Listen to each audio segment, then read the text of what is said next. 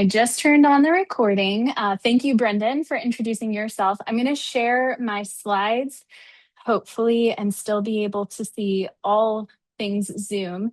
But if you have a question, please don't feel like you have to put it in the chat. I can't always monitor the chat while I present, and so feel free to unmute and just say, "Hey, I have a question." We're a small group, so I'd love to keep it interactive as we go. So Brendan introduced himself. He is an M3 MD PhD student. So in his third year of the MD program, but he's a PhD student. So that means we'll keep him for longer than 4 years, which I'm grateful for because he's been a tremendous help with data analysis and just understanding from a student perspective the impact of some of our assessment choices and why these things matter, and comes up with incredible questions. And I think sometimes we need that reflection agent to help us look at what is best for our students. And so I'm hoping we can do a little bit of that together today. My name is Christy Mott. I serve as the Director of Academic Success at the Texas A&M Naresh K. Vishesh College of Medicine, also as a faculty member in our Department of Medical Education. And the title, Uncovering Potential Barriers to Objective Assessment of Observed Behavior, I think is applicable to any field. But I'm excited that we have health education professionals on the call who are familiar with OSCEs. And for us, a lot of the variation that we're going to talk about today comes from the fact that we're in a distributed campus setting, which I'll talk more about in a little bit. But I think these problems are transferable to other contexts, whether it's just a variety of assessors, maybe a variety of departments, schools, or colleges within an institution, and then certainly different sites and resources as well. So we're going to bounce between a little bit of our research that helped us explore these barriers in our setting, as well as literature and what it says about best practices and challenges, and then how this applies even beyond health professions.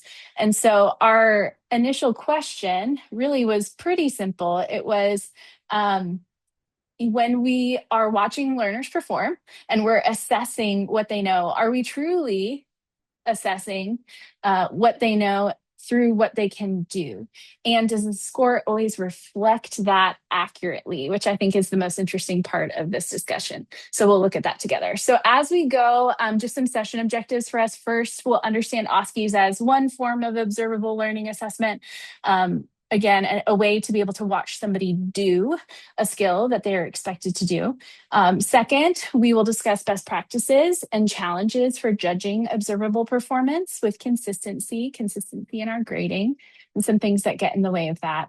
And then third, hopefully discuss some practical strategies to reducing grading bias and other barriers to objectivity that come into play when we're looking at observable behavior in our assessments. And I do think that these are applicable in other places as well. I was going to start with a question about how you're using observed learning assessments in your context, but since so many of you use OSCEs, that's great. And it's helpful background, but I'm still going to cover a little bit about what an OSCE is. And as I said, as we do this, we'll move back and forth between OSCEs themselves and a look at our institutional data, but then hopefully link back to your context and how this is applicable for you. So, okay, observable behavior assessments. I just wanted to take a second to connect kind of to the theme of this conference as a whole. There's a lot of reasons why this conversation is happening. I think we're moving to this idea of competency-based education in a lot of fields. The call to medicine and health professions is out there that we need competency-based approaches. And competency-based education really hinges on evidence of what a learner can do, not just what they can recall. And so, a multiple choice test may not be the best way to understand if our learner knows how to serve as a nurse, serve as a speech pathologist, serve as a physician, whatever your context may be. Or maybe you're not in the health professions and competency-based education is alluring to you because it gives you a way to assess based on observable behavior rather than maybe other metrics that we traditionally use in education that look at things that maybe now generative AI can reproduce for a student or create for a student. And so we want to make sure that we're seeing the student do the thing that our program is responsible for equipping them to do. And so how do we do that? We do that through observing their learning, observing their behavior, and assessing that. These assessments are really useful because they tell us about real world competence or workplace readiness. I think that those terms are going to be even more important than they already are over the next decade or so, as all eyes look to higher education and talk about accountability in students coming into our program and how they leave, no matter what field you're in. And so competency-based education and observable behavior assessments are ways to ensure our students are learning and learning in a way that they can actually do. Again, removing some of the confounding barriers. The student maybe aces every exam, but then they get to a clinical setting and we're not sure what happened. There seems to be a gap. Observable behavior assessments help us see what's happening and close that gap. And then I just love this quote from Napoleon Hill. It says, "Knowledge is only potential power. It becomes power only when and if it is organized into definite plans of action and directed to a definite end." And as educators, this really speaks to sort of what we're entrusted to do is to help learners take knowledge and apply it and form a path to that definite end to ensure that they can reach it, whether they're doing that under our care or the next stage of their training. We want to make sure they're moving through that route as expected and in a way that keeps us accountable as well. And so, in other words, when we talk about observable learning or assessing observed behavior, we're really asking the learner to show us what they know by demonstrating what they can do. OSCEs are one widely used format in the health professions that does this type of assessment. And so many of you are already familiar with OSCEs, but especially for perhaps Melissa or others who are not, an OSCE is an objective, structured clinical evaluation. You can think about it as timed, station-based performance exams or clinical skills exams, where the student goes in, and you can see in the picture here, we've got a bunch of learners lined up at doors. And the magic of an OSCE is you don't ever know what's behind the patient door. And experiencing that for the first time in a clinical setting would be very difficult for a student, very alarming. And so this helps them simulate that before they are in the clinical setting. And so it involves a standardized patient who is an actor. They're trained to portray a chief complaint. And then the learner, the student, walks through what would be like a doctor's appointment with that standardized patient. Or if the OSCE is situated in one of their clerkships, like surgery, it might replicate what they would encounter there. It's widely used in the health sciences, well beyond medicine, nursing, as we saw today, dental, pharmacy, vet med, PT, OT, and other health professions. And it is all about observable behavior and not just clinical skills, but also communication, physical exam skills, and decision making. And so if you're still just trying to understand some context of what an OSCE is, think about your own doctor's appointment and when the doctor walks into the room and everything that occurs from that moment on. And so, a student might open the door for their OSCE, enter the room, and there they meet a standardized patient who has a chief complaint and says, "Oh, I'm experiencing this." And then the learner is being assessed both by that standardized patient and by likely a faculty member, a clinician, or a sim center professional who's looking to see, did they walk through all of the appropriate steps in the appropriate way, from washing their hands when they entered the room to greeting the patient warmly to taking an accurate and efficient history and performing the proper physical exam. So that's what an OSCE is, and you can see how it very much meets the definition of observable learning and something that is also very accessible. But there are some things we have to keep in mind in order to make sure we are assessing these behaviors, performances, assessments fairly. And so best practices in OSCEs, we'll cover just a couple of them, very high level, reinforced by literature. The idea of like global rating scales, a trained expert really enforcing holistic judgment, not just a skills checklist of steps, because you might accomplish all the steps, but it doesn't feel right, or the communication was off, or there's something else. We really have to approach this holistically. And so behavioral checklists are pretty limited in scope as far as what they assess and how well. And so going beyond that is preferred. Second, assessor training and calibration is critical because this is supposed to be an objective assessment, but there's subjectivity when you're talking about how the learner made you feel or their communication. There are elements that do take judgment. And so assessing that fairly means training and calibration for the assessor. And then there should be clear performance criteria to mitigate the impact of implicit bias.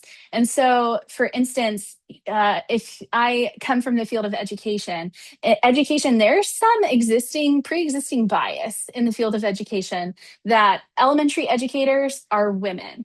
And so if you're doing a performance evaluation with a male student in the field of education, coming in and simulating teaching to perhaps a kindergarten class, there's a lot that you have to take off as potential bias that could influence the assessment of that experience. The same is true in health professions. In medicine specifically, you have different types of exams that happen, interactions that happen male to female or female to male that might feel different than if they were of the same gender. There's so many places where bias could enter the room and impact assessment. So being aware of that, making sure that we are discussing that openly, that we are creating clear rubrics, and even perhaps asking our assessors to reflect to ensure bias hasn't entered the experience for them as they grade.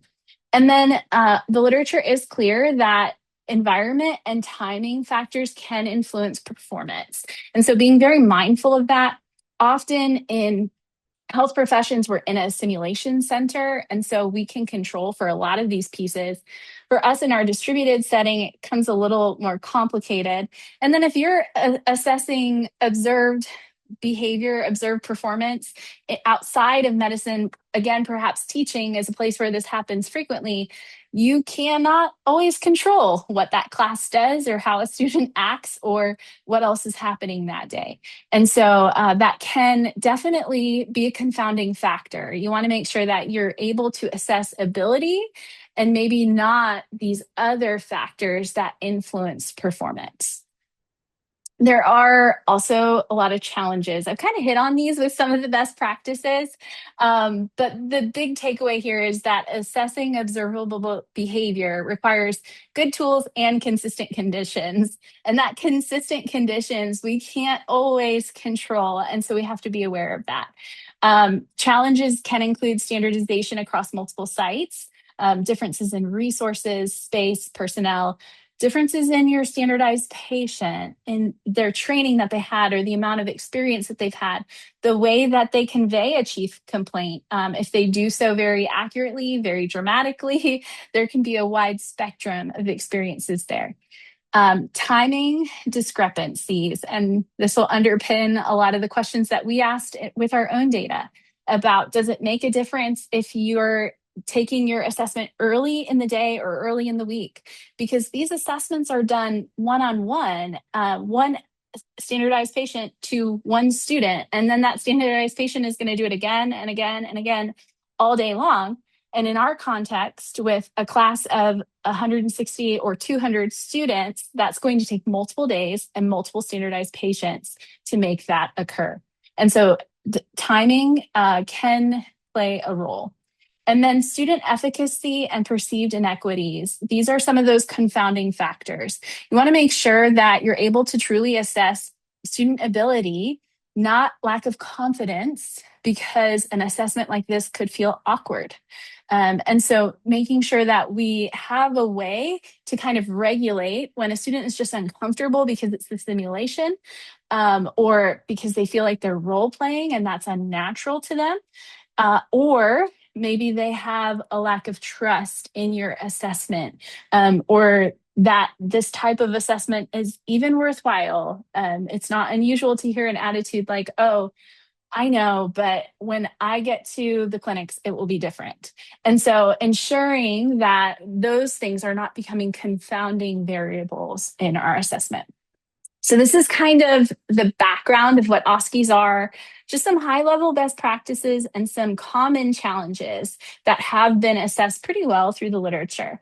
And so then to just kind of further situate our study so you can see why this matters, because we were able to find this within our student experience. And I have a feeling that if you dig enough, no matter your context, you might find elements of these issues with lack of standardization as well, because there's many ways that bias or subjectivity can creep into our assessment. So Texas A&M College of Medicine, we have 4 main clinical sites. So we're located, our main campus is in Bryan College Station, Texas. We also have a campus in Dallas, in Houston, and in Round Rock. We also have a group of learners called EndMed students, engineering medicine. They're located in Houston. And they are doing an MD degree alongside of a master's of engineering. So you can see right from just that information alone, how we could introduce some differences, some variation in experience, because we've got this distributed setting. We've got a whole group of students who's doing a parallel curriculum.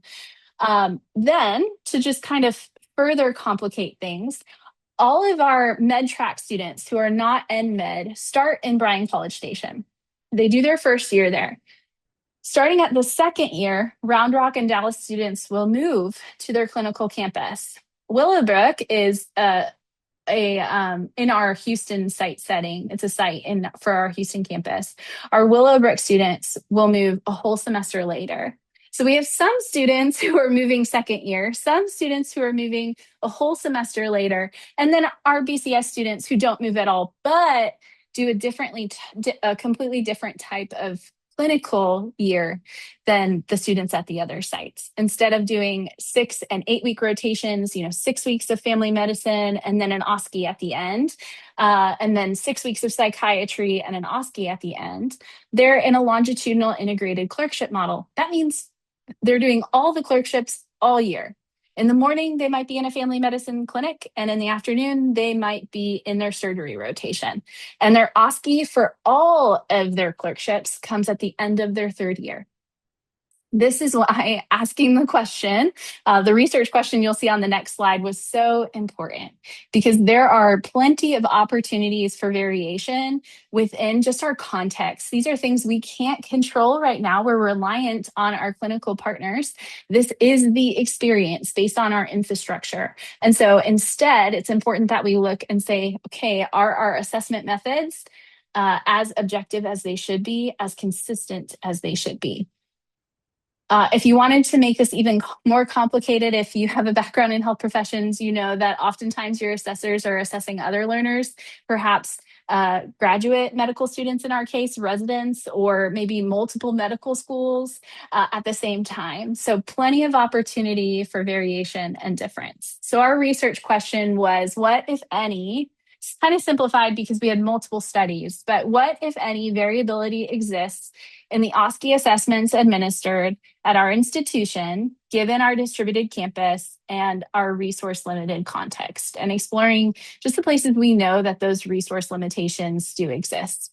So we analyzed over 3,000 OSCE evaluations in multiple different ways, not all of them for every portion of our study, but I'm going to go over just some places we found factors that shaped scores or student outcomes, at least student assessment of their learning. And so the first that I want to discuss, and probably had the strongest pattern that we could find, was the variation of the evaluator.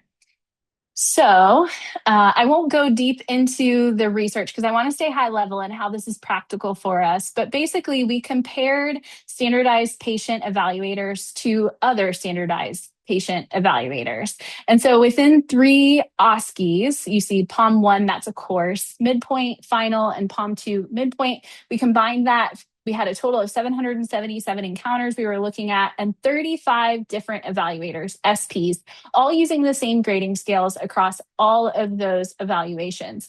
What we found when we looked at them within the exam, you could find between 19 and 29% variance. But when you pooled them to really understand, the impact of just the evaluator, not the student or anything else, it accounted for 15% total grade variance in the student's score. So that means up to 15% of a student's score could be based on who was evaluating them, not just what they did. And this was stable over time. It didn't change exam to exam to exam. So we saw that our most stringent evaluators stayed stringent, our most lenient ones stayed lenient. And so part of a student's score could come from just luck of the draw on who their assessor was. In our pre-clerkship, we have a satisfactory, unsatisfactory model where the number score doesn't mean a lot. We say that as educators, but to the student, I think it always means a lot. And then they move to the clinical year, that third year where they're in those clerkship rotations. And now they have the possibility based on their score to obtain honors, high pass, or pass. And all of those things, including their numerical percentage, are going to be used to determine their overall rank, which may impact how they match for residency, which we'll talk more about later. The score needed to be eligible for honors in the OSCE component of their grade that third year is an 85. And so when you see 15%, up to 15% variation, just because you had a strict evaluator, a strict SP, that's problematic for our students. We wanted to look beyond just the evaluator, though, to look for other potential areas of variation. And we found another one in the area of difficulty. And so we have an OSCE exam where there are actually 3 different cases that could be assigned to a student. And 2 of them are on abdominal pain. One is on shoulder pain. And when the student group that Brendan led evaluated this, they found that the shoulder pain case was significantly easier than the abdominal pain case. And so up to 16% of a student's overall score could be attributed to the difficulty of the case that they got. And to make sure this wasn't just a one-time thing, maybe it was taught better this year or worse, compared to last year, they looked at multiple cohorts and ensured again that this was a stable finding over time. And so in this case, we were introducing variation, not through a standardized patient, which our College of Medicine doesn't have immediate control over, especially in our distributed sites, but instead with something that we do control, the cases that we use as part of our curriculum. And those cases had varying levels of difficulty. And so because of that, again, a student's score was based not on what they knew or what they did and how they performed, but in part just on whether they got the easier or harder case. And so these are things that can be regulated. You could balance the stations by difficulty, or you could adjust the cutoff score and make it higher for what is considered, passing or what is needed on that easier case. We hadn't done that. And so in this situation, we were doing an OSCE, observable learning behavior assessment. It should be objective, but then part of the student's grade was based on the difficulty of the case. And so they were being assessed unfairly. The third area of variation was timing. Again, we had that question of, does time of day or day of week affect the OSCE, the student's OSCE score? And not just from the student perspective, but also from the evaluator. The good news is on the student level, this didn't make a difference. And so here's why that's important. I serve in the Office of Academic Success. So I have a lot of students who come to me when they feel like something maybe is unfair or unclear. And so I have very often heard, oh, it's not fair. I am the first to take my OSCE, and so has 2 extra days to prepare because it takes us 3 days all day to get through the entire cohort of students for some of these exams. What we found was that actually didn't account for variation in student performance. Time of day and day of week did not matter. What we did find, however, is that for the assessor, rater drift occurred later in the day. And the rate seems really minimal, but when you add it up across the entire day, it could account for about a 2% drop in student scores just because the stringency of the evaluator increased the later in the day. So just kind of that idea of I'm tired, I want to be done, and maybe I get a little more frustrated by things that I would have overlooked earlier in the day might be what's happening here with these standardized patients who are assessing. We also are still working on understanding variation across our clinical campuses. This is a huge undertaking because data is everywhere and it's hard to obtain. It's hard to obtain it in a standardized format. But just from the start of looking at the question of does the site or campus influence evaluation outcomes in our distributed setting, what we're seeing is there is some variance. And you can see here, I just pulled out some high points by campus that some campuses have higher scores, some campuses see a wider spread, a wider distribution of scores, and are more likely to have a student fail the OSCE. And so maybe they are grading a little more difficultly. We're not sure yet. And some have a higher floor. But I will point out that Bryan College Station does that longitudinal clerkship model where their students are assessed at the end. So failure of an OSCE at the end of a year would be a lot more problematic and meaningful than perhaps if these students in Round Rock and Willowbrook are experiencing the failure of an OSCE after their first 6-week rotation.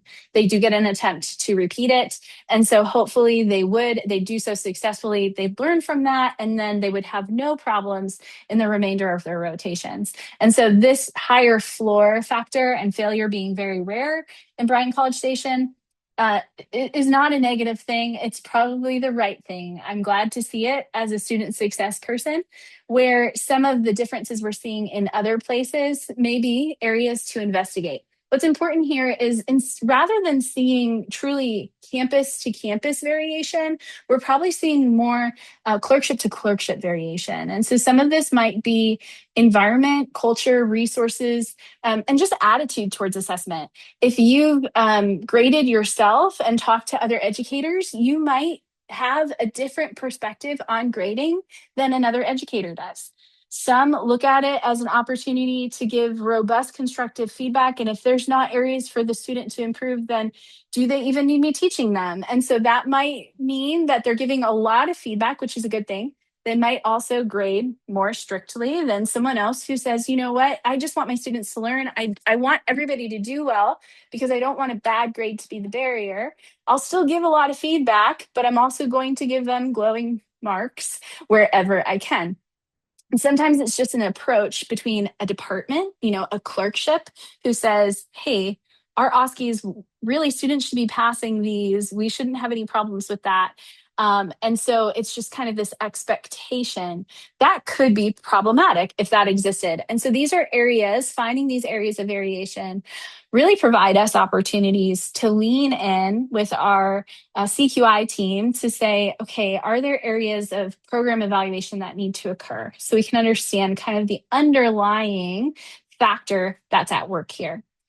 So to transition us from maybe out of research and into something more practical, what are the human judgments that are underneath kind of these results? Like we did this digging, we found out these things. Maybe you've already done this at your institution, or maybe you're inspired to go do something similar. What might they be showing us? How can you continue exploring to find out? Again, this isn't correlation isn't causation. And so we can't assume we know why these problems exist. We do need to dig deeper to find out. And so it's important to start thinking about bias and subjectivity, especially when we're talking about assessments of learner performance, learner behavior, observable behavior. It should in theory be very objective. We're saying I can see it, they can do it, but what the assessor brings to the table can get in the way or cloud their judgment positively or negatively. So looking at literature, just starting with what we've covered so far as our findings, some of areas of subjectivity that could exist just in our data. Interpretation of checklists. I think we all recognize that training around rubrics and checklists is essential. The literature said that. Maybe there's variation in how our standardized patients are trained, especially in an individual exam doing this assessment, and having a way to calibrate as a group and ensure that they are grading accurately together, fairly together to the same metrics is really important. Another potential area of subjectivity is severity or leniency bias. We saw this in our data that some evaluators just were more strict and some were more lenient, and that pattern persisted over time. And so finding a way to calibrate everyone perhaps to the middle or to truly objective is important. Now, how you accomplish that is complex. Another potential area is contrast effect or central tendency. So this is where we would have to lean in a little bit and look at grading compared to what occurred right before or patterns over time in an assessor's distribution. So contrast effect is where you grade based on the encounter that just occurred. So if the student before an average student was really poor, that average student might look amazing, like an expert, if you're grading this way, rather than anchoring to the rubric, anchoring to the performance of others. And this happens a lot in grading, and not just in observable behavior, even in grading a paper or anything that's basically not multiple choice kind of testing. You can see contrast effect play a role in how assessors assess. And so we always want to bring our assessors back to evaluating with the rubric. Central tendency is where you tend not to be lenient or harsh or strict. Instead, you always grade to the middle. A lot of times, this is more about the assessor's sort of sense of efficacy and not wanting to be noticed, not want to, over or under grade a student because they don't want to be the one to tell them, hey, maybe you're not cut out for this, or the one to give them glowing remarks when they shouldn't have. And everyone else is saying that they're struggling and they see something different. Well, it could have been that student studied for that OSCE exam in a way they never did before. And then that lower grade could be quite deflating and decrease their motivation to do that again in the future. And so either one of these can be very problematic. And it's possible that one or both of these exist for our evaluators. And then definitely rater fatigue. Just the idea that grading all day is really exhausting and perhaps makes someone tend to then be more strict by the end of the day or to change their assessment patterns over time. There are other areas of grading bias, though. So while our data kind of showed those as possibilities, other factors that we have to consider are not as easily captured on a checklist or a rubric. So grading bias, just as a definition, is conscious or unconscious attitudes that influence evaluation. And these can be explicit, implicit, or even microaggressions. And so again, this is very complex. It's a field in and of itself. But in medicine, and so I'm excited that many of you are from the health professions because I imagine the stats are similar for you. But even outside of it, there is literature that can confirm these numbers for you in your field. But in medicine, over 40% of medical students report experiencing bias in their grading. That's not specific to our institution. That's across the field as a whole. It's almost half. That is unacceptable and needs to change in our grading schemes. And over 50% of clinical evaluations, so we've talked a lot about checklists, but there are parts of this that are subjective. There are times that qualitative comments are left, and then certainly in other areas of our program, clinical evaluations occur with qualitative feedback. So when writing about student performance, 50% of clinical evaluations demonstrate evidence of gender bias. And so, just for an example, females are 2.5 times more likely to have comments about their communication style than their competence. So, much more likely to say, oh, she was so warm, she treated me like family, she was so kind, rather than to say, oh, she performed that exam really well. Because it's not about the skill for females as readily as it is about demeanor. And then, in the same way, males are 4 times more likely to be described as leaders than team players compared to females. So we often see leadership as there's a bias, at least, that leadership appears to be something for men or more male dominated, or who we have seen most often in those roles. And so it's more natural sometimes for an evaluator to look at a male student and say, oh, leadership capability. And it might be something they have to really ask themselves explicitly to determine if a female student might be just as capable. It's just not as natural because of some of these biases that exist.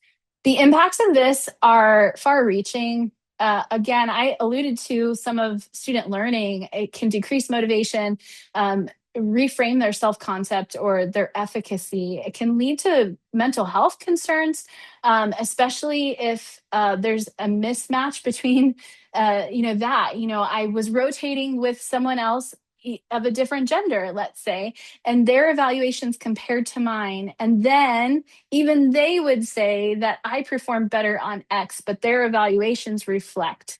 That is really frustrating to the learner. It can impact their ability to reach their goals, but it also has implications for our institution and for our faculty. There can be an erosion of trust that occurs when our assessments introduce subjectivity. Trust between the learners and the assessors and their faculty who design these assessments. With the institution as a whole, there's also this erosion of trust that occurs between faculty and their administration, because when the administration comes in and maybe decides we're going to throw out all those evaluations because some of them were extremely high or extremely low, or they come in and they calibrate in some way, often maybe not because of that particular faculty member's practice, but something that happened elsewhere that the faculty member is unaware of. They come in and they recalibrate. That makes the faculty member feel like either they don't know how to do their job, or it doesn't matter that they did their job, and it frustrates them when they have to do it again. And so grading bias or the impact of subjectivity, the ripple effect of that is very far reaching. We touched on just a couple things. It goes beyond that. So this is where I want to turn it back to us as a group and really think about whether you're doing observable learning assessment. Some of you are doing OSCEs specifically, or maybe you're just looking at sort of attitudes towards students, or your own grading practices. Where do you see bias? What biases are prevalent in your institutional setting or your context? There are other biases other than the ones that I mentioned. So I'll give you just a couple, and then I would love to hear from you. And I might see if I can open the chat, or you're welcome to unmute and share. But first, halo and horns effect. So these are opposites. Halo effect is where a rater anchors on a positive trait, usually something that happens very early on in an experience, like they're so friendly, they're so confident, they're a great communicator. And so they must be really good at whatever it is that I'm assessing because of those qualities. But unless you're assessing communication or friendliness, then you've got to set that aside, right? Bracket that out and truly assess apart from it. So, halo effect is where you grade more highly because of positive traits. So, you can imagine horns as the opposite is that one negative behavior can lower the score in an unrelated area. So, if somebody stumbles early on, maybe the rest of the encounter is graded more harshly because of that early mistake. We talked a lot about these three: leniency, severity, and central tendency. And they all get grouped together because one is always scoring, more difficulty, more easily, or always to the middle. So the motivations behind these often are not bad, right? These aren't necessarily all bad things at their root, but the impact of them can be serious. So leniency is often, I don't want to hurt the student's chances, so I pass everybody. Severity biases, I have high standards, and so they really want to push students to learn. And then central tendency is just that group to the middle. It's hard to get to either extreme for that person. Confirmation or prior performance bias. So we talked about comparing to the last student, or maybe comparing to the last paper in your grading. Confirmation bias or prior performance bias is the reputation or other experiences you've had with that student really bleed over and influence your grading on this experience. And so, for instance, if you think about, the last time I worked with a student, they really couldn't get any of these things working and put together correctly. So you go in assuming, even if they do a good job, that maybe you're missing something because that's not how this student performs. And so you move outside of performing what actually happened, what you observed, into some interpretation of it because of this bias. And then recency bias or contrast effect. That's where, again, you anchor to either what happened last, right before the student left the room, or what happened in the last encounter with a different student, and comparing the two. And so that student maybe was amazing. This student is average, but next to an amazing student, this average student looks poor. And so it's another bias that can influence our grading. And so this is separate of kind of those biases like gender or class or race, other things that we think of as very negative things that we know need to continue evolving in the field of education. Absolutely. But these are more specific to just grading and our grading tendencies. Those things can also influence us. And if you see bias in those areas at your institution, you want to talk about that, that's fine too. I just wanted to highlight some of these other ones that we may not be as familiar with. So, is there anyone who looks around and reflects on their context and immediately can see either I work with somebody who, or even in my own grading, I tend to approach it like this in one of these bias types?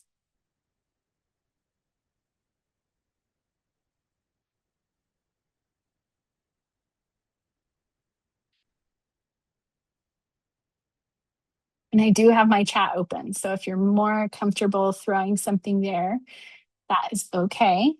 I'll keep an eye on it. I will say for me, probably the one that I have to most actively pursue setting aside is prior performance bias. Once a student has struggled several times, it's hard not to approach assessing them as if they are a struggling student. We give that label too quickly. Just because they hadn't hit mastery in an area before doesn't mean that they aren't hitting it now, and that they haven't improved. So in my work, that's one that I see that can definitely come into play. I can jump in just a little bit.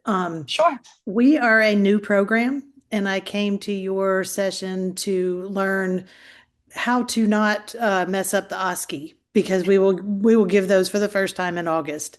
So I'm trying to get a good basis for that, but I can totally see the prior performance bias, like you were saying, because we do have students that perform poorly in the classroom.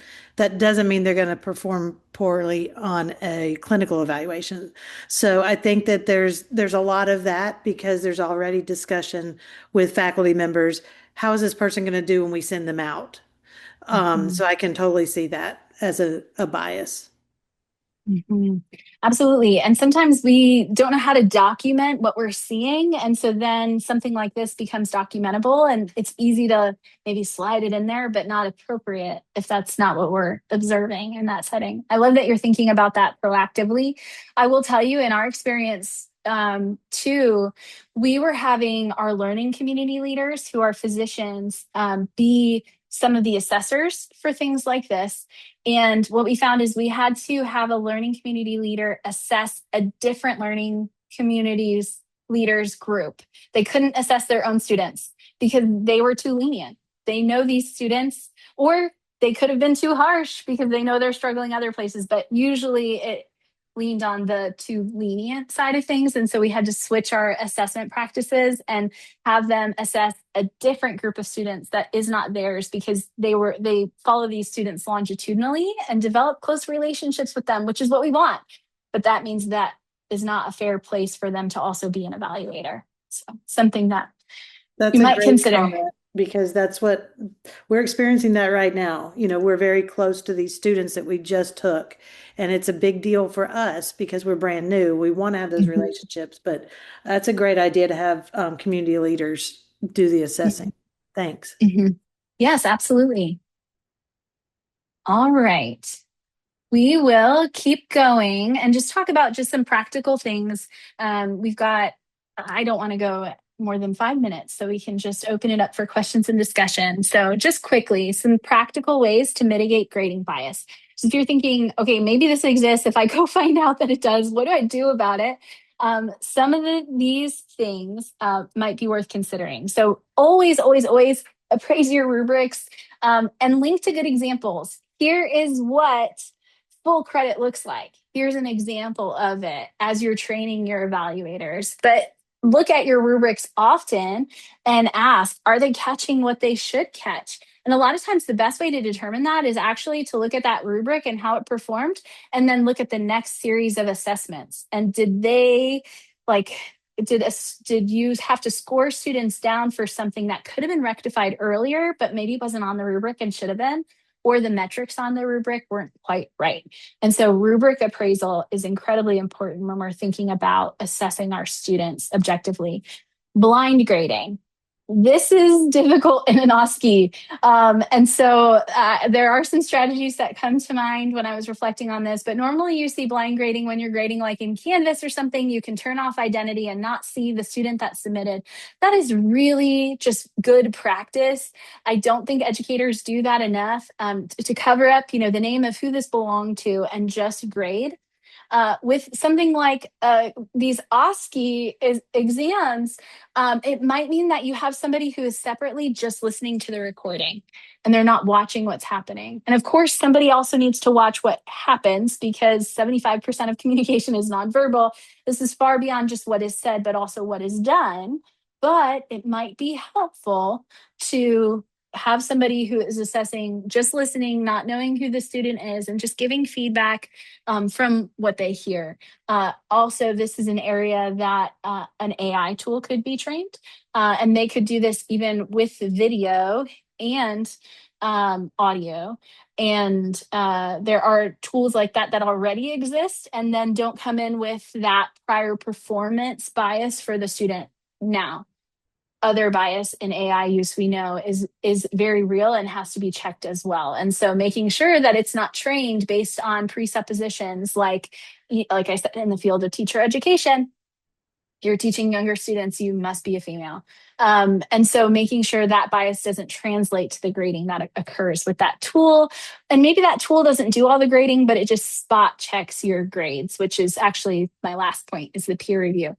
But horizontal feedback, this is another grading strategy that I think we just don't use enough in assessment. And basically what this means is that you assess all of one rubric item for all students, and then you assess the next. Maybe your rubric is sectioned, and so you could do a section at a time. But doing this way helps you not anchor to like one student and the identity of that student, but instead the performance of the entire cohort over time on just this one element, and really understanding what this element looks like done well and what it looks like when there are areas that need to be improved, and then moving on to the next one. And so horizontal grading is a really practical strategy. It's not easy because it takes a little more time to go in and out, in and out, in and out of one assignment for multiple people. But it is a good strategy. You could implement this in something like an OSCE if you did have evaluators who were grading different elements for all students, and that was just their one item that was assigned and somebody else was doing the next. And then peer review of your grading. It's just best practice, I think, even if your institution doesn't require it, to every once in a while hand over something you've graded to someone else who you trust and say, hey, can you grade this and then look at my evaluation and see if you disagreed at all? Where did we align? Where were we different? And then let's talk about it. That type of reflection is what makes us better educators. And so that's something that you can do on your own or that you could implement as a best practice within your institution. Michelle, in your new institution, it's something that you could implement right away. Alternatively, it could be for maybe someone who is on some sort of remediation plan of, okay, we're going to just check in, or a brand new faculty and just part of their training is every once in a while, we're going to grab one of your assessments and we're just going to spot check to ensure that it's accurate and doesn't need calibration.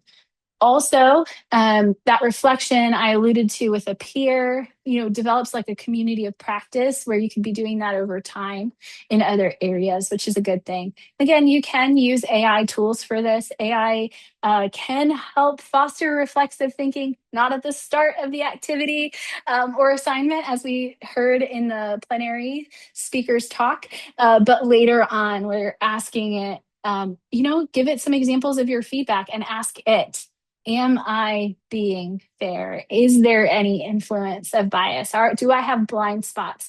Am I overemphasizing or underemphasizing something that I shouldn't be because my assessment should be about this? And so even AI can be used in that way. Make sure you're using your institution approved AI platforms so that you don't violate FERPA or have student data go somewhere that it shouldn't. Possible interventions for us. We're working on this. We're not done. And we're looking actually at grading variation outside of OSCEs as well in a lot of different areas. But some things that we've talked about with our evaluation and assessment team, and that Brendan and I have spoken about as well, are standardized patient training and calibration, reflections on their subjectivity, like I was just discussing, or even on drift, and maybe implementing some breaks to stop that drift, or maybe only assessing in the morning or only assessing in the afternoon so there's not as much rater fatigue. Peer review and spot check, ensuring that our infrastructure is built for consistency. This is going to be a mountain to climb given our distributed campus setting, but it's why this work was so important, because now we know where to go look and the conversations to have. And then ensure that whatever your goal is in your observable learning assessment aligns with your grading system. So here's what I mean by that. If you're in the field of health professions, in education, elsewhere, we're hearing that call for competency-based education as the best approach, perhaps. But if we still assign numerical grades and rank students, that contradicts the idea of competency-based, because competency says I need you to strive for competence. Ranking says I need you to strive for mastery. And so we have to make sure that our systems of assessment align, and that if the purpose of this assessment at this phase is competence, then we need to make sure our grading schemes reflect that. In our case, having a satisfactory, unsatisfactory preclinical model, and then a ranked clinical model, those assessments might need to look differently, or we might need to calibrate the system so it's the same all the way throughout. As assessors, I think we have to ask ourselves, are we building a system that our learners can trust? When we consider what that means, we have to think about transparency. Do learners know what they're being graded on? consistency, that it's stable across time and site and assessor, calibration, that assessors are checking in and being held accountable too and being trained, and then timely feedback for our learners so they can actually improve. And consider, if you are going to make a change, doing it in a tiered way so you can really understand the impact of one part of the change before you do this whole multimodal, elaborate new system and then get neck deep and find out, oh my goodness, it's not working the way that we thought. And then everyone has been impacted by those ripple effects along the way. And so we want our learners to truly trust our systems. We talked about this all along the way, the idea of monitoring and investigating areas where variation occurs. And I would just encourage you, we are a school that is considering moving to a competency-based education approach. And the thing that resounds in the literature is that competency is measured by multiple assessments. And so never having too much weight hinge on just one moment in a learner's journey, and make sure, again, those shifts don't inadvertently harm our learner. For us, the impact of this in medicine, we always think about what's the burden of the disease. You've got to present that when you're doing research or you're asking for funding or to make sure you know why this matters. The burden of the disease for us is definitely related to things like accreditation and perceived unfairness, campus reputations, but most importantly, the students' likelihood of matching into their specialty goal, their specialty interest. And so we don't want to put their rank at risk because of variation in our assessments. And then we don't want to cause undue harm. I mean, that's the physician's oath. And so we've got to make sure that we are banking trust with our students and enhancing their well-being, and that our assessment methods aren't working against that. Observable learning is powerful when it's done well, but it does have unique barriers that really are complex, but it's worth looking into because they link to our student satisfaction and success. So I don't think we'll do structured discussion because of time, but I'll stop sharing so that I can see the chat and everything else. Any questions in our last few minutes together? And thank you, Kimmy. I'm excited for you as your institution moves forward. Oh, that was Michelle. I'm confusing people. Thank you, Kimmy. Can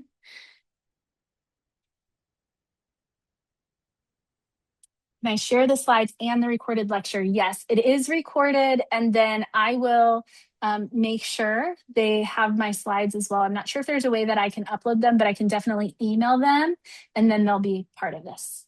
Absolutely. Christy, sorry, if you don't mind, just very quickly, you mentioned that your institution is considering moving to the competency-based education model. What are the first steps? Where exactly are you in the process? Yeah, that's a fun question because we are multiple steps in. So we really, we started with a needs assessment of our institution to just see what needed to be done. We were due for curriculum reform. Foundational competencies for undergraduate medical education have been released. So looking at those competencies and mapping them to our institution and our values for our learners was important. And that produced a set of outcomes, our medical education program objectives for our entire program. Then we had to map back to milestones so that we could see what does the route, the path to competency look like over time, so that we know if our learners are on track or not. And then we had to go to individual courses, and we have a curriculum model. So right now we're working on course descriptions, and for those new courses, getting all of that approved. We've mapped assessment types and levels as well along the way. So true backwards design. Nice. No, that's a very well articulated plan. The foundational competencies, who released those? Is Yeah, they there were done in, outside body? yeah. Yes, they were done in partnership. Thankfully, AAMC, the Association for Graduate Medical Colleges as well, ACGME, and then I believe maybe, and I'm not sure if it was osteopathic schools. I think so. I think they were involved as well. And so it was a partnership of three groups, many working group members, canvassing lots of different institutions, and probably a decade worth of work, quite frankly, to get to those foundational competencies. Right.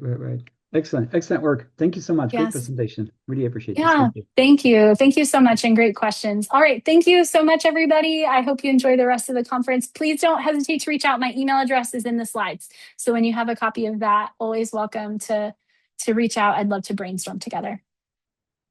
All right. Thank you. And thank you, Brendan. Drive safe.